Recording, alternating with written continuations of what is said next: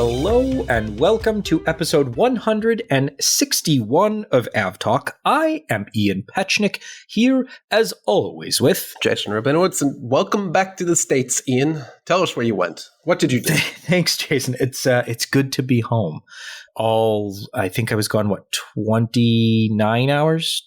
30 hours Just maybe. Long enough to need to get a COVID test to come home. Yeah, well, theoretically, I could have taken one before I left because I was only gone one calendar day and come back. But I did provide the Canadian economy with some additional funding for their pharmacies by getting one while I was there. But yeah, no, I went up to Toronto. It was actually a really interesting thing to participate in. I went up to Toronto to participate in an upcoming episode of the National Geographic show Air Crash Investigation. Oh, so that's interesting. That'll be, yeah, well, I'll flag that for anyone who wants to watch the episode. I asked him, I'm like, when will this come out? And he's like, I don't know. Eventually. Maybe. Eventually. You might not even be in it. Maybe they cut you. Happened to me before. Oh. But yeah, it was an interesting experience to walk through, the final investigative report and kind of pick apart some of the things that happened and some of the data that we had. So that was a really interesting experience. Very quick trip out Monday and back Tuesday. The most kind of av-geeky thing, I guess, was said, well, how do you want to get here? In Chicago to Toronto, there's only a few options. So we did that and took the Air Canada flights, but the return ticket, the outbound ticket was booked. Both of the tickets were booked through an online travel agency. The outbound ticket, so Chicago to Toronto, was on Air Canada, an Air Canada flight, Air Canada Express, but the ticket was issued by Air Canada. Coming home, it was a United ticket for an Air Canada flight operated as Air Canada Express by Jazz Aviation. And I just thought that was like a perfect encapsulation of how many layers of aviation there are.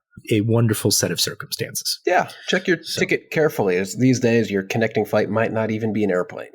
That's true. We talked about that a couple weeks ago. We did. Or last week. We were talking about this before we hit record. It was like these short trips just throw me for such a loop now. It used to be the kind of the only kind of flying I did. And now it's just these single overnight trips are just, they throw me for a loop now. I forget where and when I am. Well, I can assure you it's Wednesday and you're in Chicago. So let's do a podcast. Okay. How are you, sir? I'm good. Let's get to it. All right. So this was one thing. We'll start the show off with a report I did not expect to ever see. Did not see this one coming today. No, certainly did not see this one coming. How many years has it been since this? So this was 2016. So this was 6 years ago. Does this predate the podcast? I think it might. Yeah. Yeah, it predates the podcast by about a year. We started doing this in March of 2017, so a little less than a year before we started doing the podcast. This was EgyptAir Flight 804 from Paris to Cairo in May of 2016. It crashed into the Mediterranean Sea, nearing the Egyptian coast. And in 2016, the investigation was in full swing. They recovered both the cockpit voice recorder and the flight data recorder. The French BEA took the lead, was delegated the ability to decipher both of the recorders and provide the analysis for those. And then we didn't really hear much beyond that because the Egyptian government was still responsible for providing public information. And a certain point, the Egyptian government or the Egyptian investigators said that they had found, it came out that there was evidence of fire on board. And then the Egyptian government came out unilaterally and said that they had discovered explosive residue on parts of the aircraft. And that made it a judicial matter. It was no longer a matter for the air crash investigative authorities. It was now a criminal matter, and it was referred to the prosecutor of Egypt, the general prosecutor in Egypt. Fast forward 6 years. Today, an article in Corriere della Sera in Italy by Leonard Berberi, who is a longtime aviation reporter in Italy, comes out, says that they have reviewed a 134-page confidential document put together by the BEA that places the most likely cause of the crash on one of the pilots smoking a cigarette on the flight deck, and that cigarette igniting a leaking emergency oxygen from the emergency oxygen mask for one of the pilots. So this is still just a hypothesis at this point, that their best guess at what happened. I don't think we're really ever going to see a definitive final investigation report issued by the French authorities. So this is seemingly as close as we'll get, but it's a pretty damning report and something that just should never have happened. If it did indeed happen like this, it's kind of unthinkable that there are still airlines out there that let flight crews smoke on board the aircraft. That's insane that it's still a thing. I personally know that I have smelled cigarette smoke on board a flight on one of the Chinese airlines, and that's apparently not very uncommon. But that's kind of insane that it's been outlawed virtually, I think worldwide, that for all passengers, but that the crew can still do that in close proximity to oxygen, which is just crazy that this was a thing that possibly happened. Yeah, so a couple things about why this report exists and some of the details here. So the report is not an investigation into the crash to be a final report issued as a air accident investigation report, like the official report for the crash. That falls to the Egyptian government and their investigative authorities. Like Jason said, we're probably never going to see it. If we haven't seen one by now, it's unlikely that we'll see one. This report was a confidential report prepared by French experts that was sent to the Paris Court of Appeal, which is investigating the crash because there were 12 French citizens on board the aircraft. And the French, I don't claim to know everything about the French legal system, but what I do know from following enough air accident investigations over the years is that the French begin a criminal investigation in most of these circumstances because purely that's how their legal system works. So there's a judge that begins the legal process and begins investigating this and then decides whether or not to proceed from there. So that's what this report was made for. It's thoroughly detailed. I mean, the paper notes that the report is 134 pages in depth and is basically an accident investigation report and details the most likely cause of the fire and then the fire causing the crash. But again, they say this is just a hypothesis based on all of the investigation that they were allowed to do before they had to basically stop and say, okay, now this Egypt has said this is a judicial investigation on their part, so we're stopping our work. So it'll be interesting to see what, if anything, comes of this, the report's existence being made known in this manner, or if it was going to become known anyway because it had been passed off to the judicial authorities in France. Yeah, and it's not like this is something that was even released publicly, as far as I am aware. I think it was viewed by one outlet, and then just they published excerpts of it, but this hasn't even been released to the public. Correct. Yeah, this was sent to the French judicial authorities, and the newspaper got a copy of it somehow. Let's stick with the BEA and go to an official investigative update. This is the investigation update into the 777 on the 5th of April that was landing at Charles de Gaulle that experienced a lateral deviation, or what was first reported as a lateral deviation from its flight path landing in Paris, and then there was a subsequent go-around. The BEA said the following day that they were investigating the situation, and then today, 22 days later, they issued a preliminary update. And I now have many more questions. There's that old saying, this just raises further questions. And Ian and I were chatting earlier today when this was first released. This is a real head scratcher. So essentially what the press release or the investigation update boils down to was that the aircraft was actually fine. It was doing what it was told. There were no warnings, no malfunctions of any sort. Autopilot was actually disconnected, so it wasn't even a case of autopilot gone wrong. But it seemed like it came down to a CRM breakdown, crew resource management, in that one pilot was doing one thing while the other pilot was doing the opposite thing. That should never really happen. There should be a pilot flying and a pilot monitoring. But in this case, it seems like both pilots were attempting to fly the plane at the same time, doing opposite things. And we've seen this before with tragic circumstances quite a while back with the Air France A330 over the Atlantic. But thankfully, this incident ended without tragedy. Yeah, it's certainly something that the investigative update leads to further questions and provides some really good, I guess, lessons already for things that you don't want to have happen on the flight deck.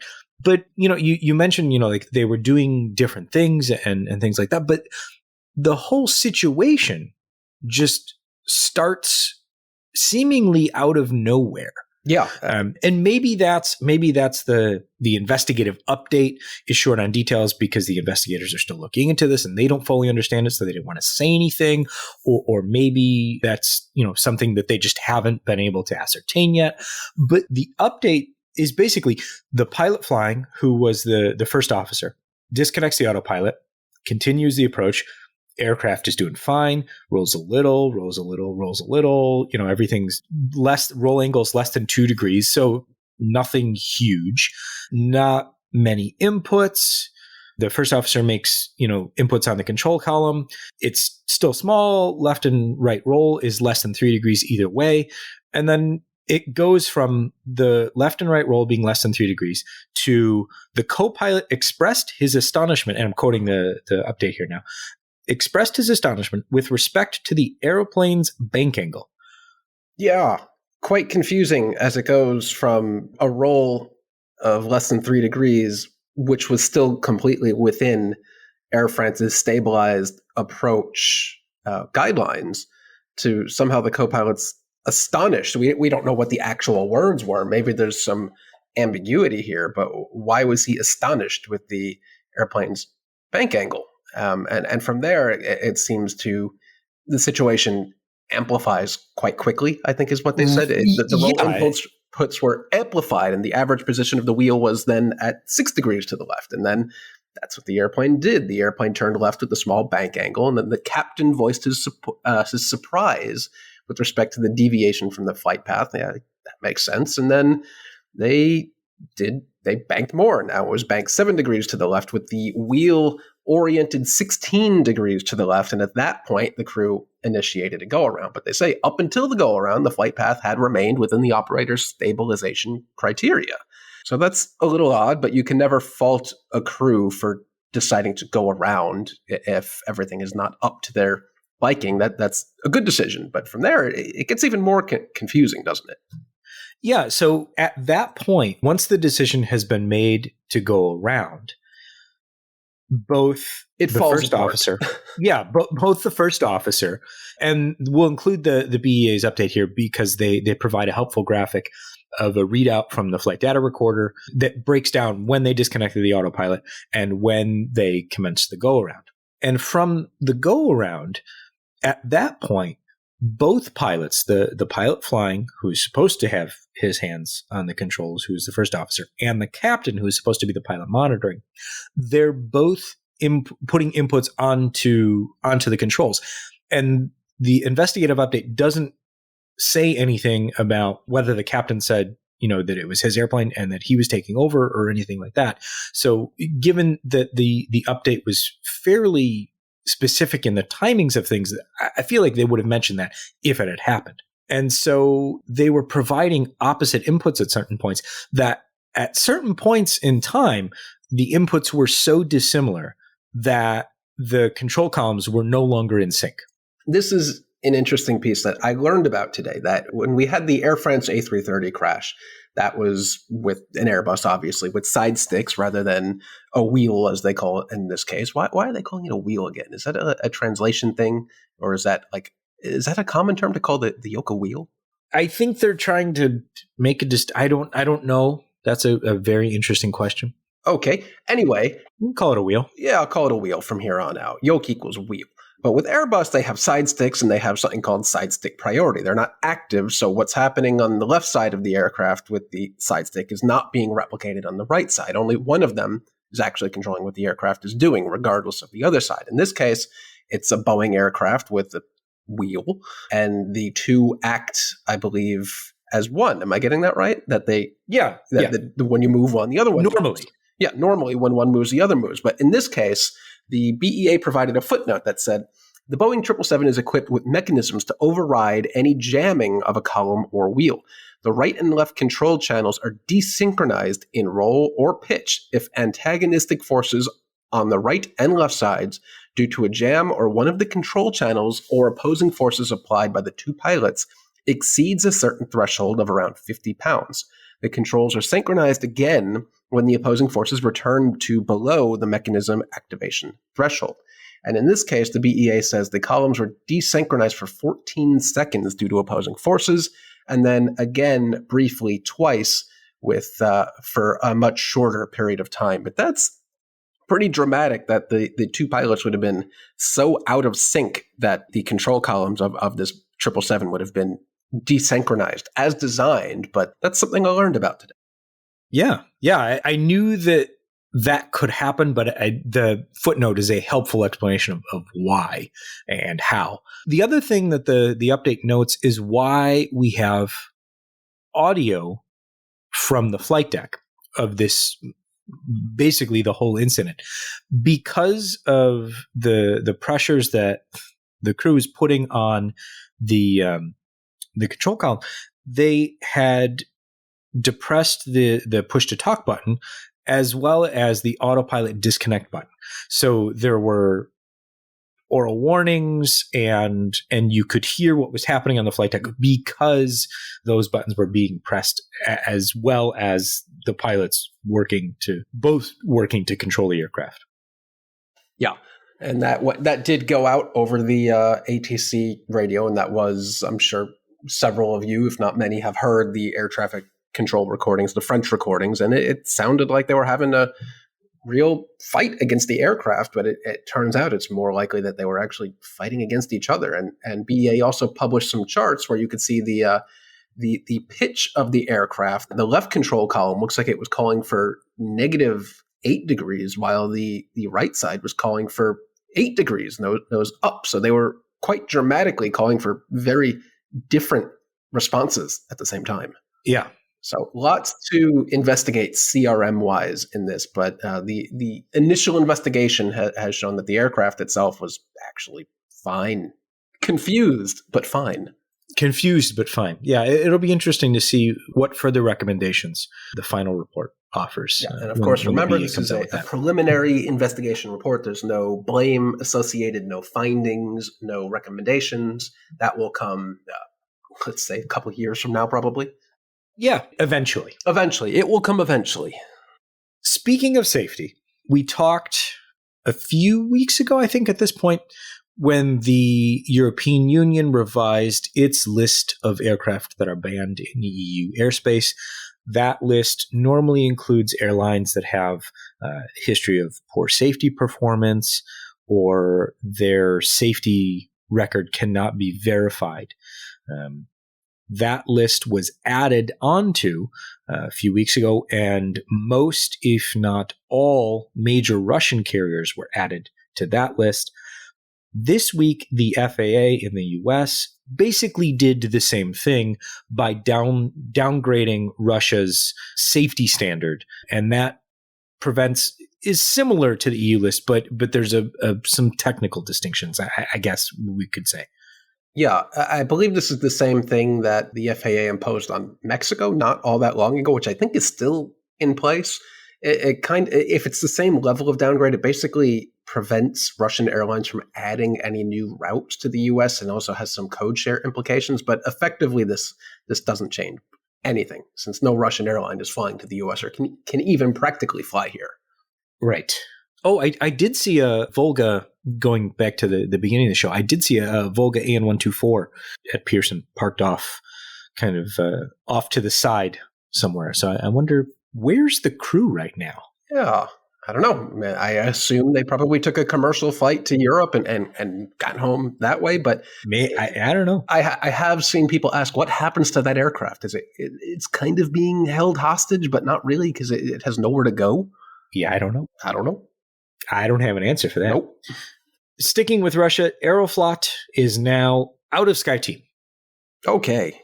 Matching One World's decision, or I guess agreement with S7 to remove them from that alliance. This is long overdue, more so than S7, but Aeroflot, Aeroflot's, they had no business being in a global alliance at this point, since it's a state-owned airline operating stolen aircraft. It didn't make any sense. This one took too long, but finally the right decision was made. I wonder how many lawyers were involved with drafting the precise language necessary for that. But the decision has been taken, and they're now out. Should we now turn our attention to more, I guess, financial matters? Okay. Yeah, we got a nice bit of financial news here. There's plenty. We'll stick with the aircraft portion of the financial news. But Boeing issued its first 2022 first quarter results today. And there's quite a bit. There's some good and some bad. It's overall not great, but there are some things that are ticking up. Not great, I guess you could say. Not terrible. Yeah, yes. 3 Rankin. The first thing we'll talk about, you want to do the 777-9 first? I suppose is kind of the biggest news. It is the biggest news, but it was scooped by John Osterauer at the Air Current a few days ago that it is officially official now that the 777X program won't see its first deliveries until now at least 2025. Let's pause for shock. No one in the room is surprised by that. Okay. No, looking around. No, nobody's reacting surprised to that. I think everyone saw that coming. It's taking a long time to get what's essentially a derivative aircraft certified. I don't think the fault on that is completely rests with Boeing. The FAA, I'm sure, is poring over every single detail of this aircraft in excruciating detail. But yeah, 2025, not looking great for the rollout of this aircraft. No, if I'm a 777-9 customer. So Tim Clark at Emirates said that they're still committed to the aircraft. He said some other things but about maybe not the 78. Right. He said some other things about the 787.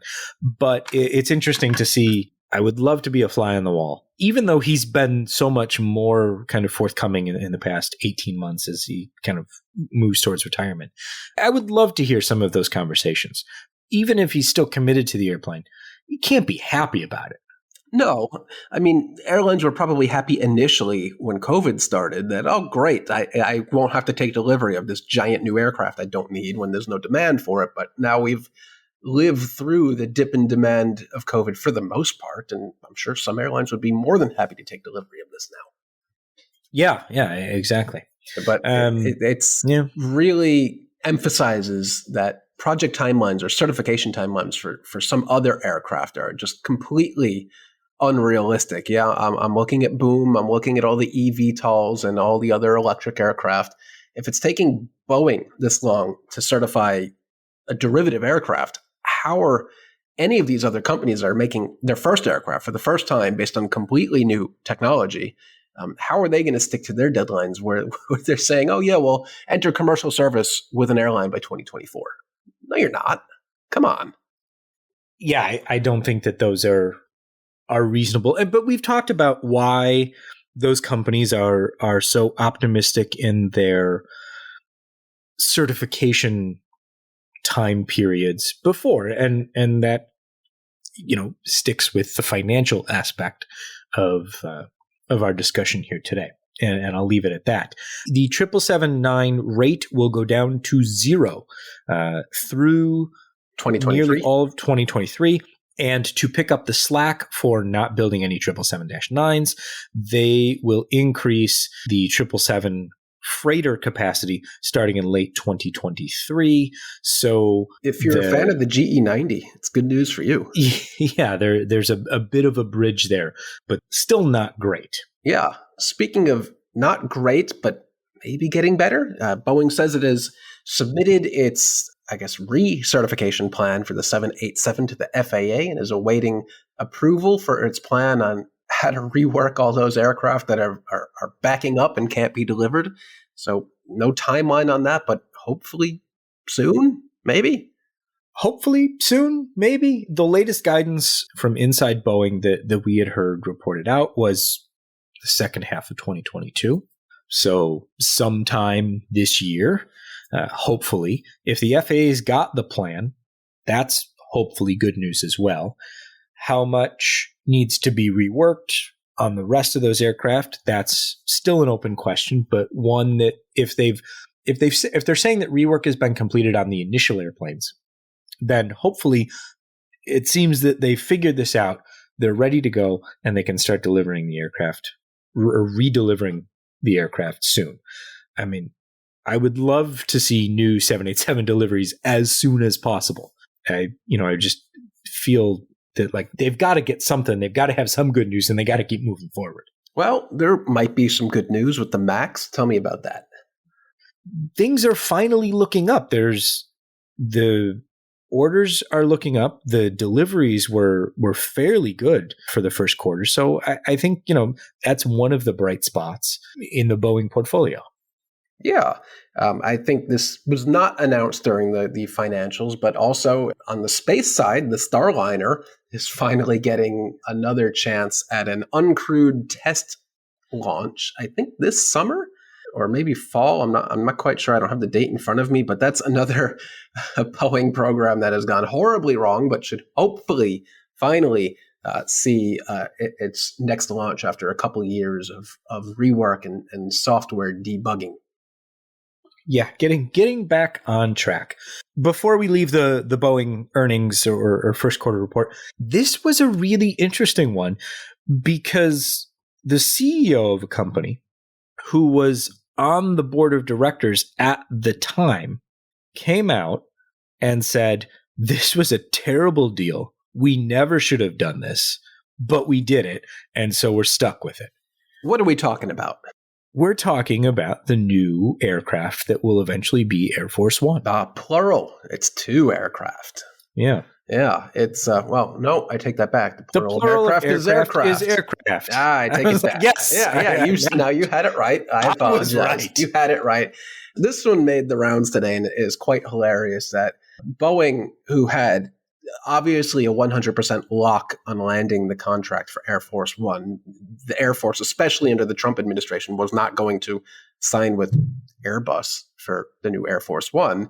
But the deal they made was just so horrible. They have already lost, what was it, $1 billion? 600. The total program cost will be $1.5 billion. They've lost $660 million. That's pretty astounding for a contract which was basically no bid, that they had no chance of losing it. Somehow they've lost 2/3 of $1 billion. I mean, how?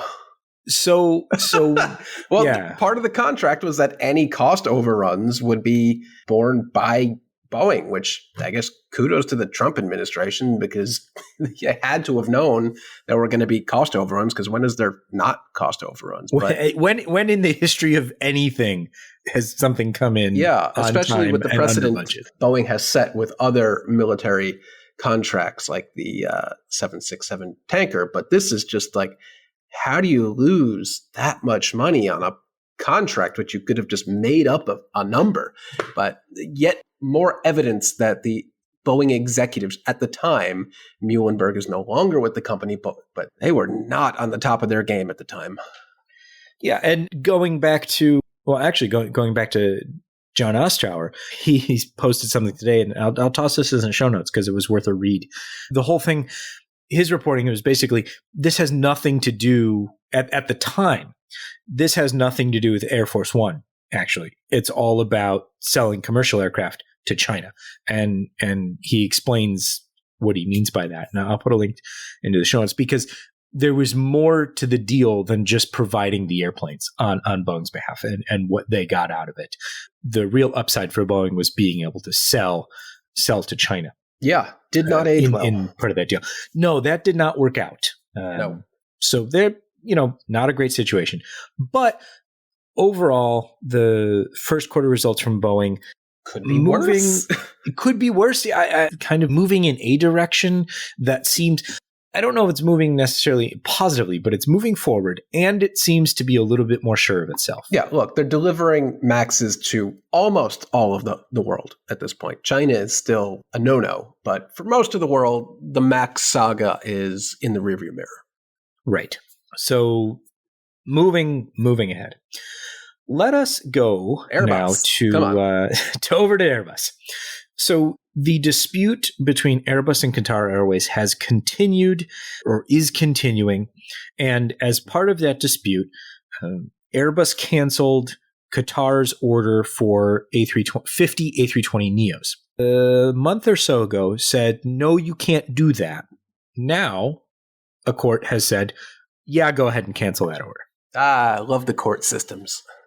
So that has been decided, and Airbus can now go ahead and sell those additional 50 A321neos. The fight has now turned to Airbus and Qatar fighting over the resale of the A350s that Qatar had ordered that have been canceled. Qatar is saying, no, you can't resell those. Airbus is saying, well, we have to do something with them. Yeah, that's a perfectly legitimate stance, I guess, for both the A350 and A321neos. Both of those are very highly sought after aircraft that I'm sure will be, if those slots do end up popping up, they will be snatched up pretty damn quick. Yeah, I think that the 321neos, especially as there's a huge backlog for those, I think if they do come up, they'll be taken right away. The A350s will be interesting to see who wants those if they're eventually available. But we'll keep checking that one out. Over in Poland, things are not great. Tell me more.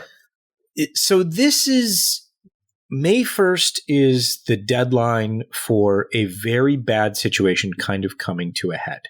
A situation that's been developing over the past couple of years, and one that has it's not a simple situation, and it's much more complicated than we could even possibly get into.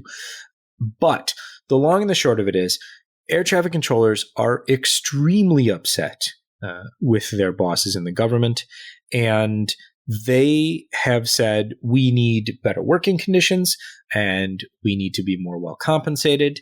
And the government has said, no, we actually want to take money away from you and pay you less. Heck of a negotiation stance. Yeah. That's very, very kind of boiled down. As a result, a large number of air traffic controllers in the Warsaw region and across the country have already quit or are in the process of quitting as part of you have to give X number of days of notice and things of that. Nearly 90% of the air traffic controllers in the Warsaw area have either already left their positions or are in the process of leaving their positions within the notice period. So beginning May 1st, the government is imposing a significant downgrade in the ability to operate flights to and from cities in Poland.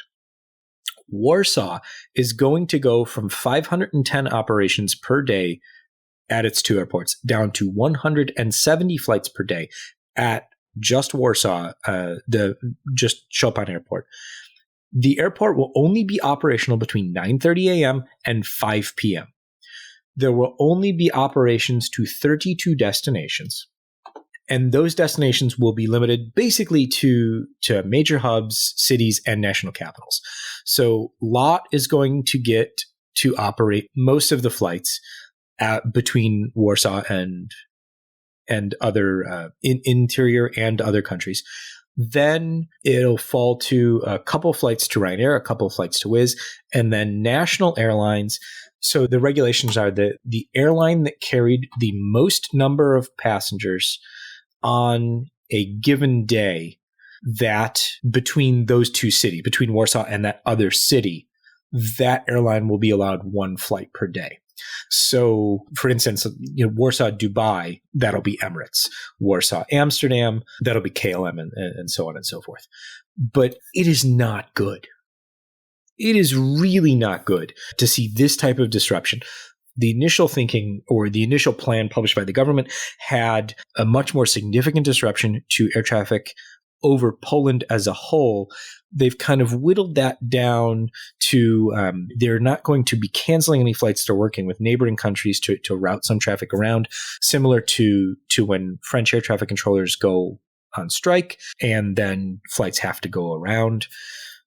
That will still happen, but it sounds like overflights won't be canceled, which is a very good thing given that a lot of flights have already been pushed into Poland, given that air traffic to the east of Poland has been severely disrupted by the war in Ukraine. Yeah, that's not good for anyone, but man, am I happy right now with my decision to not book my trip to Hamburg via LOT, which I had in 2019 and for obvious reasons did not, or I booked it in 2019 for travel in 2020 and refunded rather than rebooking as I almost did for June of this year. But this is not good for anyone, since if 90% of their controllers quit or will quit, it's no quick fix. They can't just start working the next day again. So this is something that nobody needed, but is not something that we haven't seen before here in the US in the Reagan era. It was kind of the opposite, where everyone said you can't, didn't exactly go like that, but Reagan fired them all. Right. Yeah. Right. And this is the exact opposite situation where it's, you can't fire me. I quit. Yeah. So not great, but I'm sure their complaints are probably warranted, because I know they are here. Controllers are in short supply. They work mandatory overtime. There just aren't enough of them. Constantly, we see at many of the en-route centers here that there are just staffing issues that lead to delays. And it seems like not just here in the US, but in a lot of places, air traffic controllers just aren't given the resources and the bodies they need to efficiently run. And in Poland, they said, you know what, we're done. This is your problem now.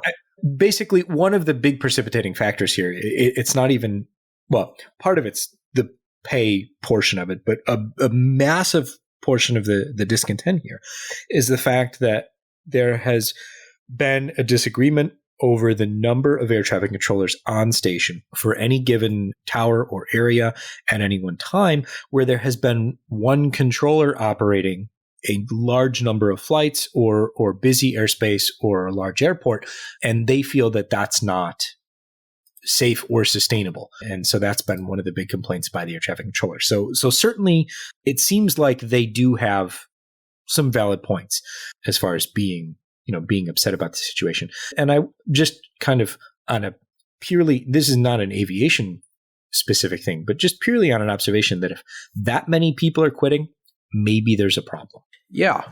And whatever they refuse to pay the controllers and hiring additional personnel or paying a little extra, surely they'll be paying extra now and having to deal with all of this. And airlines, I think a lot is state-owned, having to deal with all these issues and rebooking passengers and not being able to operate where it was supposed to. It's not good for anybody. No. Not good, but hopefully getting better soon, is the fuel situation in Johannesburg. This is one of those things where everything is logistics, and the floods that have affected Johannesburg recently didn't necessarily affect the airport directly, but they did affect the roads and the rail lines that allow fuel to come into the airport. So that's led to the cancellation of flights by United and other airlines like Swiss, I believe, and possibly KLM are stopping elsewhere to tanker in fuel. So they're making a tech stop on the way or on the way back to tanker in fuel so that they don't have to take on fuel in Johannesburg while the problem is resolved. And basically they rebuild the railway. Yeah, I'm a little surprised that United just didn't add a stop along the way and just decided to cancel the flight outright for some extended period. because they do operate some flights to West Africa. So a little surprised they didn't just add a tech stop along the way, but I'm sure they have their reasons for it. Yeah, I mean, just spitballing here, dealing with a crew, kind of moving a crew instead of having a crew. Yeah, I don't know what the issue is there, but hopefully they resolve the situation soon. Hopefully everything works out and the fuel is flowing once again. But an interesting situation that kind of puts the focus on it's not always the aviation stuff. And now we're back to talking about trains. Always comes back to the old trains. And buses sometimes.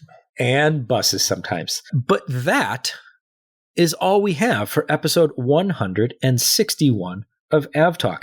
If you've enjoyed this discussion of mostly planes, a few trains, and Jason just had to throw in a bus, head to wherever you get your podcasts and leave us a rating and or a review.